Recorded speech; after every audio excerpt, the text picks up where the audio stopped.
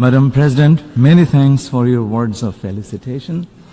And I too look forward to working very closely with you in the final months of your presidency and the preparatory months of mine. And I will definitely keep my promise of calling you, if necessary, middle of the night, football or no football. Excellencies, I'm truly honored to have the opportunity to make this statement as President-elect of 81st session of the General Assembly. At the outset, I would like to express my deep appreciation to the member states of the United Nations for the trust and confidence they have reposed in me. I accept the position of the President of the 81st session with humility and respect. I would like to thank my Prime Minister, Mr. Tariq Rahman, for nominating me for the position of the President of the UNGA and for supporting our campaign strongly and consistently. I would also like to express my appreciation to my countrymen for their support and my team and many friends around the world for their excellent contribution to our campaign. My family lovingly stood by me ever since my candidature was announced, and the time that we spent on the campaign trail was not easy. So they accepted their suffering with smile. Thank you. Last but not the least, I would like to extend my sincere appreciation to Ambassador Andreas Kakouris of Cyprus. Ambassador Kakouris, you led a very constructive campaign, a model campaign which will be known to our member states for many, many years. I wish you well in your all future endeavors. Excellencies, as our current President has said very well, the 81st session of the Assembly will open at historic crossroads. The UN will commence its ninth decade at a time when trust in our organization is being tested on multiple fronts. Scourges of conflict and war, from which our organization aimed to save our succeeding generations, continue to inflict untold sufferings. Development gains remain fragile and uncertain, and in some cases are regressing.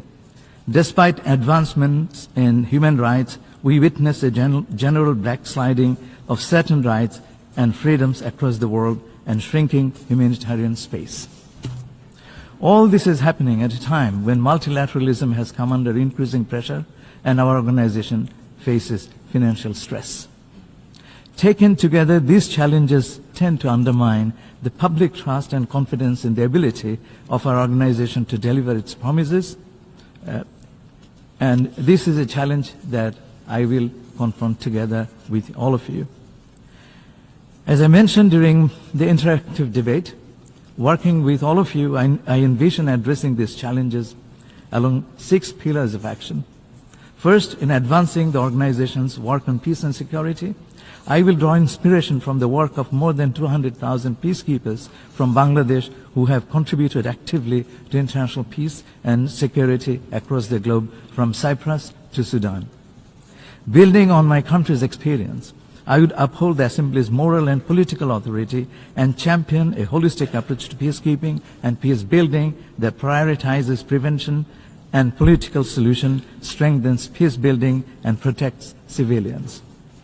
I will support dialogue to make even peacekeeping more fit for purpose and advocate for greater representation of women in peacekeeping. Excellencies, secondly, the 2030 Agenda is a major milestone in the work of the United Nations, but the gap between promise and delivery remains too wide. Ongoing energy insecurity has added a new layer of vulnerability for many countries, especially the Global South. As the International Energy Association recently said, the scope of the current energy crisis could be larger than those that we have seen in 1974 and 1979, which produced a lost decade of development for developing countries.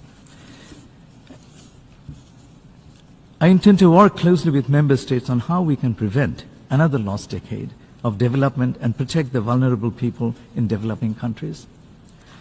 On the implementation of Agenda 2030, with the SDG Summit 2027 in mind, I will work with you all to accelerate implementation of SDGs that are lagging or regressing. Building on the outcome of FFD4 and the Compromiso de Sevilla, I will encourage member states to address SDG funding gaps, fulfill commitments on debt sustainability, and pursue reform on international financial architecture. I'll be particularly mindful of achieving gender equality and full and meaningful participation of women and girls in all walks of life. I will also be attentive to the implementation of the Doha Program of Action for LDCs, ASWA Program of Action for LLDCs, and the Antigua and Barbuda Agenda for the Seeds. Working with the member states, I will advance UN's cooperation with the African Union, particularly on Agenda 2063. Nearly 3/5 of global poor live in the middle-income countries, and often their problematic is glossed over in international discourse. Following up on a recent UNGA decision, I will convene a meeting to support the needs of middle-income countries during my presidency. Excellency, thirdly, on climate change, I will work with the member states on delivering on existing commitments, support operationalization of loss and damage fund, and protect biodiversity, oceans, and land. Against the backdrop of the ocean decade, I will advance initiatives to promote science-based ocean action and effective partnerships for the conservation of marine ecosystems. I'll facilitate discussions at the first conference of the parties to the Biodiversity Beyond National Jurisdiction, BBNJ agreement due in January 2027. Excellencies, fourthly, I will uphold UNGA's work on human rights. I will work towards promoting synergy within and beyond UN human rights mechanisms through multi-stakeholder partnerships.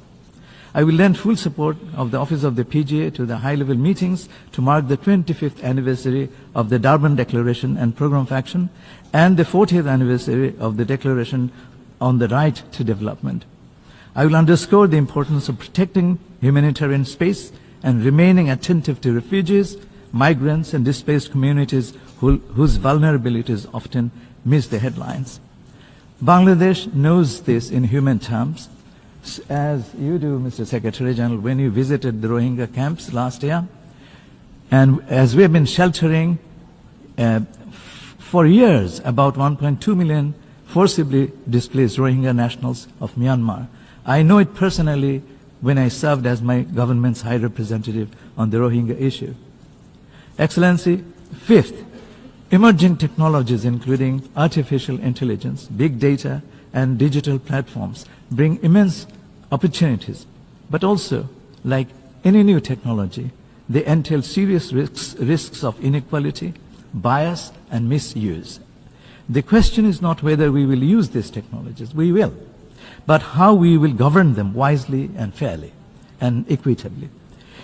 Building upon the important work of our current PGA, and I thank you, Madam, for it, I will champion inclusive implementation of the Global Digital Compact.